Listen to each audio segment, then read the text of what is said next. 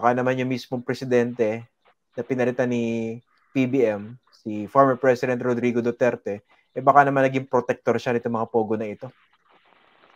We don't have evidence to that point yet. But then again, we have seen evidence in relation to other former workers of government. So yun ang dinedevelop namin ngayon. Kung papaano natin mabuo yung ebidensya laban dito sa mga taong dati nasa gobyerno at dun sa kanilang mga kaalyado, mga kaibigan nila. Sapagkat nabanggit na nga po yung link ng formally issue dito sa usapin ng Pogo. Nakita na po yan sa Senado, nakita na po yan dito sa lower house. Ngayon, ang aming trabaho bilang mga investigador ay mag-provide ng maayos na analysis, maayos na ebidensya that would stand in court. Now, wherever the evidence leads us, the commission will go. Yun naman pong sinabi ng presidente, yun naman pong sinabi ng executive secretary sa amin lagi. Yan po yung laging paalala ng executive secretary, hindi tayo dapat maging personalan. Ebidensya lang. Kasi dati nga po siyang Chief Justice, di ba? So, wherever the evidence leads us, we would proceed. If it would lead to the former president, wala ko kami magagawa doon. Pero at this point, wala pa ho tayong sapat na ebidensya para umakyat doon. Lahat po yan, puro conjectures. Huwag po natin munang patulan yung conjectures kasi those are just noise at this point, Christian. Yes, sir. Pero I'll beg to disagree dun sa term na ginamit nyo. So far, noise lang siya, no? Tingin ko reasonable suspicion. Sa akin lang, from my perspective. Reasonable suspicion. Hindi naman tayo nagbibintang basta-basta. Pero kasi nakikita mo naman na lumaganap noong nakaraang administrasyon, di ba? Pinayagan yung visa upon entry sa mga Chinese workers. Kumbaga, pag pinagdikit-dikit natin yan, any logical person can come up with a reasonable suspicion. Na baka naman may kinalaman dito yung mismong Pangulo, di ba? I'll grant you that. But then again, kami ay nandoon sa level ng ebidensya. So, yes, sir. I understand. Wag hong matakot yung taong bayan sapagkat ang gobyerno po ninyo naman ay tumutugon sa inyong mga pangamba at yung mga pangamba ninyo ay pa-action na namin kapag meron na tayong sapat na ebidensya. Opo, okay. Si Michael Yang, sir, kasi lumutang yung pangalan niya at saka nung kapatid niya, di ba? Yes, so, sir. Ano po yung mga lumalabas na involvement ni Michael Yang? Si Michael Yang, di ba, naging economic advisor ni Duterte kahit hindi siya Pinoy, di ba? Tapos, ang gandikit ni dating Pangulong Rodrigo Duterte, that's another basis for any reasonable person to suspect na baka naman sangkot yung presidente. Anyway, wala pa namang ebidensya ron. Pero si Michael Yang at saka yung kapatid, ano na po ba yung nakita niya? Without breaking the bank secrecy law, nakita naman po natin na ilan doon sa mga bank accounts na dinaanan ng pera ni Alice Leal Buo ay may kinalaman doon kay Hong Jiang Yang. No, itong si Hong Jiang Yang, bagamat wala pa tayong letrato ng taong ito, ay di umano ito ay kapatid ni Michael Yang. So nakita po namin yung analysis namin, nakita namin yung pagtatagni-tagni ng iba't ibang mga korporasyon na may kinalaman dito kay Michael Yang at saka sa operasyon noong mga Pogo. No?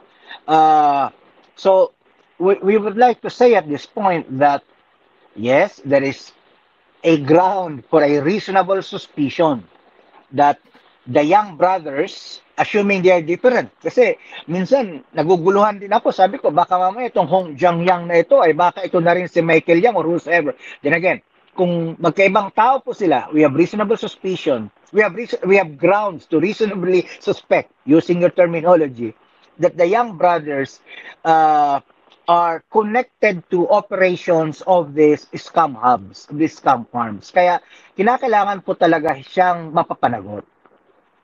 Yan ang gusto ko kay Sir Winston no. Napaka-logical mag-isip, hindi fallacious no dahil nagturo kayo dati sa seminaryo no, tama po ba? Yes sir, yes sir. Isa yan sa mga tinuro niyo po ba, yung logic, fallacies, lahat? Opo. Ayun. Kaya masarap kausap pag very logical yung person no? Anyway, side issue lang yan. Pero ako mismo natutuwa doon sa mga paliwanag po ninyo, no? Okay. Yung formally controversy, hindi talaga natahi masyado ng Senado yun despite the very long series of investigations under the previous administration. Pero marami sila na unpack. Okay? In fact, nagkaroon na nga ng mga kaso. Pero Sa inyo po, ano po ba yung nakita niyong link ng Farmally at nitong mga nasa likod nitong racket na ito? Yeah. May mga personalities kasi na involved dito sa Farmally na nakita rin namin yung kanilang mga pangalan doon sa isang Pogo company, yung Shunwei Technology. At yung Shunwei Technology po na iyon ay ang magkasosyo po doon ay si Michael Yang at saka yung isang tao na napangalanan na doon sa Farmally. Hindi ako nagkakamali, ang pangalan niya ay si Alan Lim. Ano? Then, nakita po namin yung ugnayan, kasi sapagkat nakita namin ilang mga dokumento rin, itong Shunwei Technology, meron din po palang mga pinapatakbo ng mga POGOs prior to the current administration sa iba't ibang mga lokasyon dito sa buong Pilipinas. Meron sila sa Mindanao, meron sila sa Metro Manila, and so on and so forth. Ngayon, so nung lumabas po yung pangalan ng Hong Jiangyang, na di umano ay kapatid nga po ni Michael Yang, medyo lumakas ang aming paniniwala na nanggaling ang ilang mga pera sa pagpapatakbo ng mga scam farms dito sa iba pang mga racket, iba pang mga trabaho nitong magkakapatid ng mga Yang. So ibig sabihin may beneficial relationship talaga. Yun ay matagal naming sinasabi, Christian. When you talk about criminal organization, when you talk about transnational organized crime, yung revenue chain, yung revenue stream niyan, hindi lang isa. No? Marami siyang revenue stream. No? Okay. So yung tinitinan namin ngayon dito sa makasama din natin sa Kongreso, magtulungan kami. Tingnan namin kung saan ang gagaling yung mga revenue streams na mga ito. Kasi obviously, hindi lang sa scam. Okay. Pero pwede bang yung kinita sa Farmally napunta sa Pogo or vice versa? Kasi ang lumabas na dun sa Farmally investigation, tubong lugaw yung Farmally. Napakababa ng capitalization pero nakabag na napakalaking kontrata from the government. Tapos overpriced pa nga equipment. 'Di ba? That's a separate issue. Pero when it comes to actually, let's say, the other Pogos for instance benefiting from that, na-establish na po ba 'yun o hindi pa? Hindi pa, Christian. But then again, sabi ko nga sa mga kasamahan ko, huwag nating isawalang bahala yung links ng iba't ibang mga criminal organizations dito sa revenue streams na tinatawag. Kasi may mga beneficial relationships sila. Sabi ko nga, Christian, nauna ng konti yung doon sa Porac na scam farm. Kasi marami po siyang mga branches Hindi lang po yun sa Porac. Meron siya dati sa Angeles, Clark, and so on. Bigan, Lawag City. Kahit sa sariling baluarte ng presidente, binababoy nila. Kaya mas maigting yung aming paghahabol sa kanila. Kasi mismo sa baluarte ng presidente, pinasok po nila. Although we don't differentiate kung saan man yan, kung illegal. Kaya lang, syempre, taga doon ng presidente, habulin din po namin. Ngayon, yung kinita po nila sa iba't ibang mga branches po ng Lucky South 99 na yan, yun po ay nakapagpundar, yun ang naging dahilan kung bakit nakapagpundar yung Sun Yuan nung ganong kalaking pera. Ngayon, sino mga taong nakikita natin dito? The same rogues gallery that we saw in the Farmally scandal investigation. Kaya I hope, mabuksan po sana ulit yung investigasyon na yun.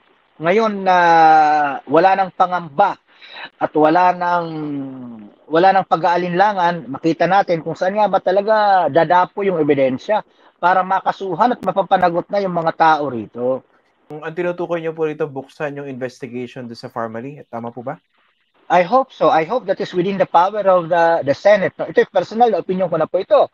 Hindi ko na po ito opinion bilang opisyal na kapagsalita ng komisyon. Pero bilang isang mamamayang Pilipino na nagmamahal sa ating bayan, ako'y naniniwala na kinakailangan balikan po natin ang investigasyon na yon.